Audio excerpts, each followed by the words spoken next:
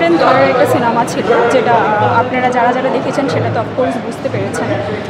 আমার কাছে মনে হয়েছে যে এটা দুর্দান্ত একটা স্টোরি মেকিং, আর ফুল হরর বলবো না, কারণ এটা ফুল হরর ছিল না, শুধু ভৌতিক কিছু ছিল না, খুব সুন্দর একটা মেসেজ ছিল, খুব ভালো একটা গল্প ছিল, একটা মেয়ের খুব কষ্টের একটা গল্প ছিল, তার প্রতারিত হওয়ার গল্প ছিল, মানে ওভারঅল আমি বলবো থ্রিলার একটা ব্যাপার ছিল।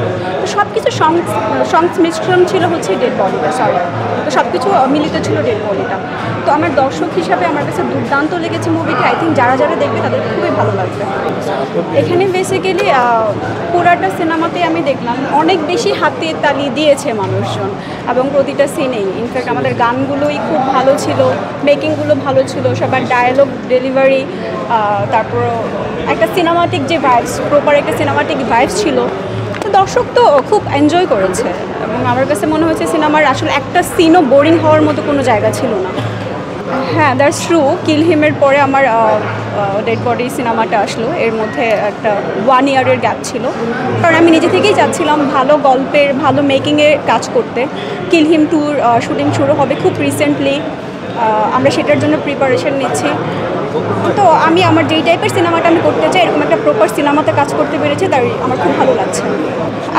বেসিক্যালি ম্যাক্সিমাম যে কাজগুলো হয় ভালোবাসার, প্রেমের, এবং সবসময় একজন আরেকজনের অ্যাফেকশন, বা যেটা আমরা অলওয়েজ দেখি, তো আমার কাছে মনে হচ্ছে যে এখানে কোনো প্রেম নেই, এখানে প্রেমের ধোঁকাটা আছে, বা ধোঁকা না, এটা বিশ্বাসঘাতকতা আছে।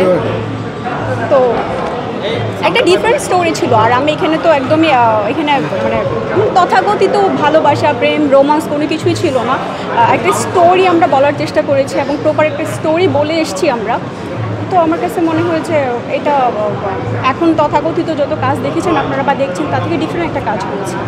এটা আমি বরাবরই বলেছি, এবং অনেক আগেও বলেছিলাম যে ইকবাল ভাইকে আমি অ্যাজ এ প্রডিউসার আমি জানি, ডিরেক্টর হিসাবে যে উনি এতটা সফল সেটা আমি কিল হিমে বুঝেছি, এবং কিল হিমের স্ক্রিনিং যতটুকু সময় আমি পেয়েছি, যতটুকু সময় আমার জায়গাটা ছিল পারফেক্ট, এবং আমি খুব ভালো মতো চেষ্টা করেছি। এবং ওনার মেকিং যখন আমি হলে গিয়ে দেখলাম যে উনি ওনার যে মুন্সিয়ানা বলে, সরি আমি এই ওয়ার্ডটার সাথে নতুন নতুন পরিচিত হয়েছি, ওনার মুন্সিয়ানাটা উনি প্রপারলি দেখাতে পেরেছেন। তো ইকবাল ভাইয়ের সাথে ডেড বডি হচ্ছে আরেকটা কাজ, যেটার মধ্যে আমি আসলে যেই ধারার কাজগুলো করতে চাই সেই ধারার কাজের একটা সুন্দর মেকিং আমি ওনার কাছ থেকে পেয়েছি। তো ইকবাল ভাইয়ের কাছে কাজ করার অভিজ্ঞতা ছিল আমার দুর্দান্ত, দারুণ। আমি আবারও ইকবাল ভাইয়ের সাথে কিল হিম 2 করছি, এবং আমি চাইবো আমার পরপর কয়েকটা সিনেমা ওনার সাথে করে আমার অভিজ্ঞতাটা বাড়াতে।